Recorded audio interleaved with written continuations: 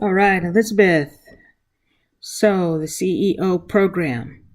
Um, First, I will say finding a model such as the California uh, EOP program was good.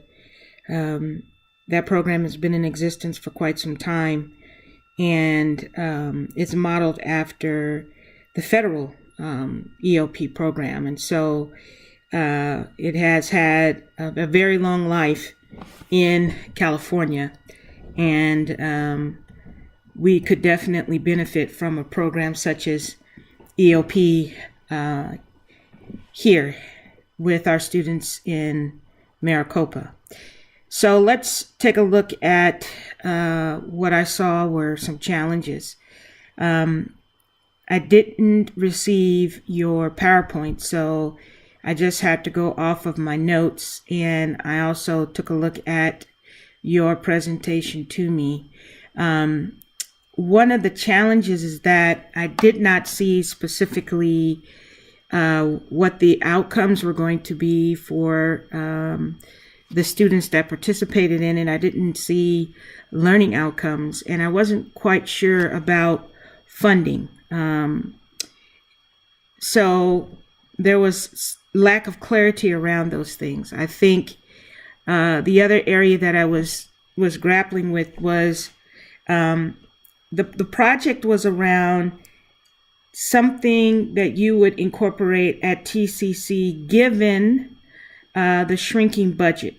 Okay, so it would be nearly impossible to engage in a program such as EOP on that scale, which you called CEO, to do all of the things that you were talking about.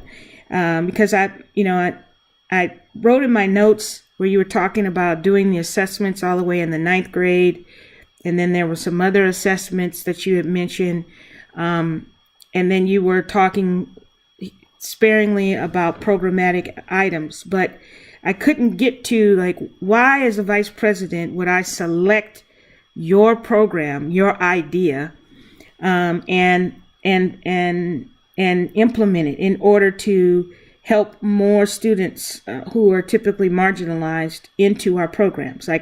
Why would I do that? And so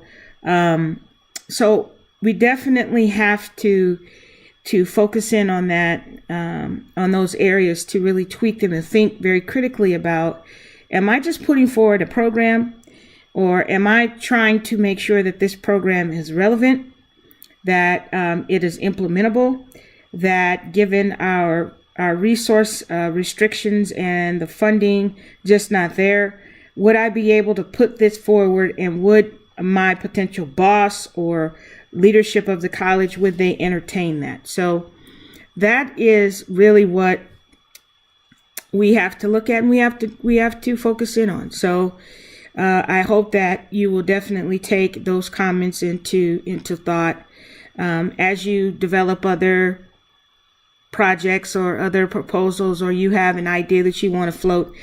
And this is not just for student affairs related things. This is for anything, particularly as you come into leadership over the dental hygiene program, and you have to present to your vice president of academic affairs about something that you want to do to support either enrollment, or to diversify enrollment, or to help students who are on who would be at risk in your program, meaning that they may fail the program, and you want to put something in place to support them. You will need to do this. And so that is a reason why I wanted to share those thoughts and comments around the areas where I think you could have the greatest improvement in your presentation. Other than that, I want to say thank you for being in the class. I appreciate having the opportunity to grow and learn with you, and hopefully you have had the opportunity to grow and learn as well.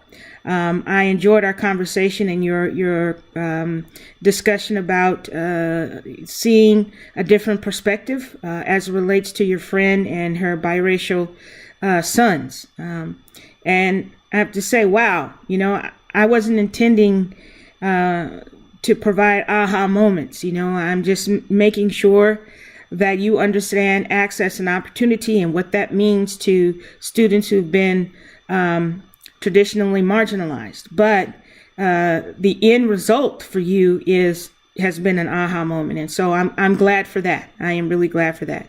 And I also hope that you've had an opportunity to learn about some theories that you're not aware of, that you weren't exposed to, but to see how those theories are applicable to the work that we do. And as important, to see all of the programs and services that are available to students across the district. And so with that, I wish you a happy holidays, and thank you for being in my class. Take care.